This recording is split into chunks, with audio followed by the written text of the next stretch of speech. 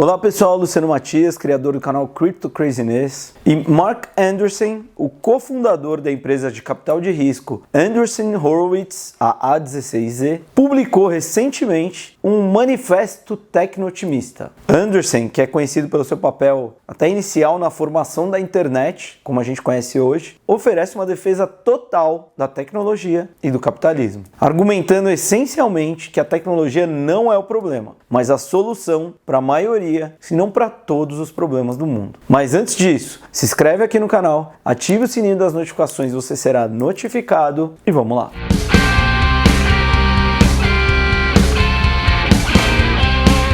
Bom, o manifesto de Mark Andreessen, repleto de retórica grandiosa e ideais elevados, funciona como uma forte repreensão aos críticos que espalham pânico com relação à rápida mudança tecnológica alimentada pela inteligência artificial e pelo boom da inteligência artificial, por melhor dizer. O texto defende a crença de que o progresso tecnológico, impulsionado pelos mercados livres, inevitavelmente levará ao aprimoramento da sociedade, fará com que a sociedade melhore. Eu vou falar um pouquinho sobre o manifesto e sobre algumas coisas que ele trouxe ali. Na introdução do manifesto, Andreessen já escreve: estão mentindo para nós, nos dizem que a tecnologia tira nossos empregos, reduz nossos salários, aumenta a desigualdade, ameaça a nossa saúde, arruína o meio ambiente, degrada a nossa sociedade, corrompe nossas crianças, prejudica a nossa humanidade, ameaça nosso futuro e está sempre prestes a arruinar tudo. Andreessen argumenta mais tarde no manifesto que a única fonte perpétua de crescimento é a tecnologia. Alguns trechos eu achei bem interessantes, tá? E eu trago alguns aqui. Vou citar um deles aqui. Nossa civilização é construída sobre a tecnologia. A tecnologia é a glória da ambição e das realizações humanas, a ponta de lança do progresso e a realização do nosso potencial.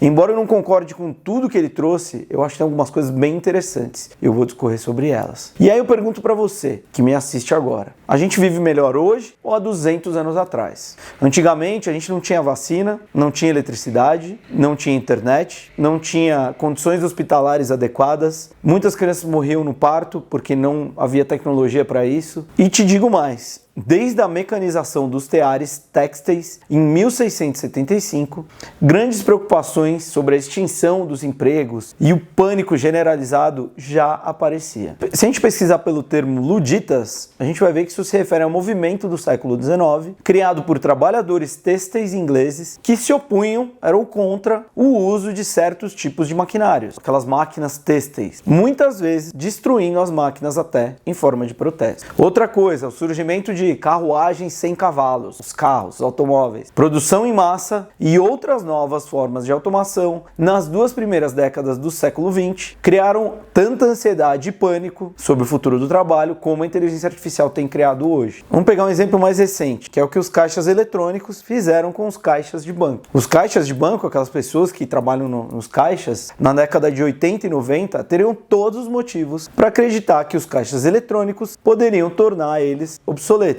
assumindo a parte mais importante do seu trabalho, contar e distribuir dinheiro. Mas os dados mostravam o contrário. Em vez de tirar o emprego dos caixas de banco, os caixas eletrônicos aumentaram a demanda por empregos de caixas, reduzindo ainda mais o custo de operação de uma agência bancária. O custo reduzido de uma operação de uma agência significava na época que os bancos abriam mais agências e contratavam mais caixas de banco. Ou seja, o efeito foi inverso. Agências bancárias em áreas urbanas aumentaram mais de 40% nessa época. As novas tecnologias certamente devem eliminar certos empregos, já estão eliminando, ou parte deles pelo menos, mas também criam novas oportunidades e capacitam os trabalhadores em posições existentes a serem mais produtivos e eficientes. Enquanto algumas carreiras literalmente desaparecem nos anais da história, novas surgem com muito mais força. Em um estudo do MIT, o economista David Autor revela a natureza dinâmica do mercado de trabalho. Impressionante, 60% dos empregos que existiam em 2018 não existiam ainda em 1940. Em seu livro The Threshold: Leading in the Age of AI, o Nick Chatra, o autor especializado em inteligência artificial, pontua que cerca de 100 anos atrás,